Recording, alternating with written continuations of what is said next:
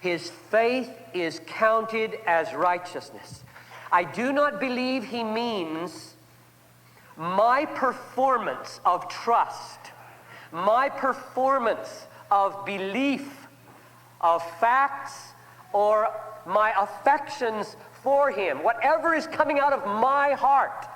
I do not believe he means that's the righteousness which God looks at and says, you're acceptable, that's good enough, that will pass muster at the judgment, that's the ground of your acceptance with me in my courtroom. I don't think he means that because of all the other things we've just seen. But what then does it mean? Let me try an analogy on you. I've labored to try to find an analogy that would help me put those words in the context of I am given an alien righteousness. So here's my story. I have a son named Barnabas. He's now 20.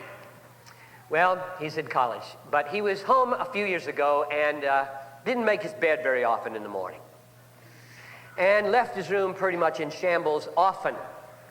And I tried to teach this boy, don't be like that. So this is an imaginary scene, but it could have been real. One morning, he gets up and he says, can I use the car tonight to go to the basketball game? I said, sure, no problem. Just be sure that your bed is made and your room is neat, and then you can go. I tell him that at about 7 in the morning. He gets busy doing stuff, totally forgets what I said, and heads off to school, bed unmade, room disheveled. And I look at that, and I say, he didn't measure up. He didn't fulfill the condition. So I make the bed, and I clean the room.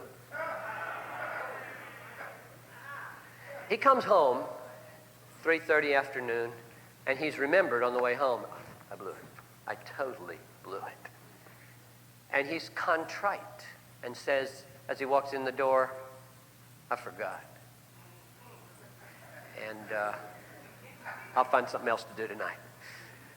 And I say, oh, he yells, yeah, you did it just right. I forgot, I found something else to do, I'm sorry. He says, I'm sorry. And I say, okay, well, you can go to the game tonight. He said, well, you said my room had to be clean and my bed had to be made. I said, your room is clean, your bed is made.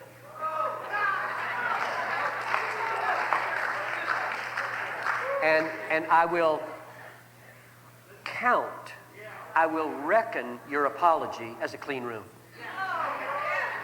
Now here's the point of the analogy.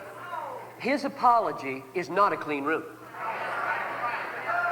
And my faith is not my righteousness. That's the connection. His apology is not a clean room. I'm counting it as a clean room. I'm saying your apology unites you to me in such a way that I'm going to say my performance of what I required of you counts for you. Now, I'm sure it's not a perfect analogy, and you can probably pick it apart.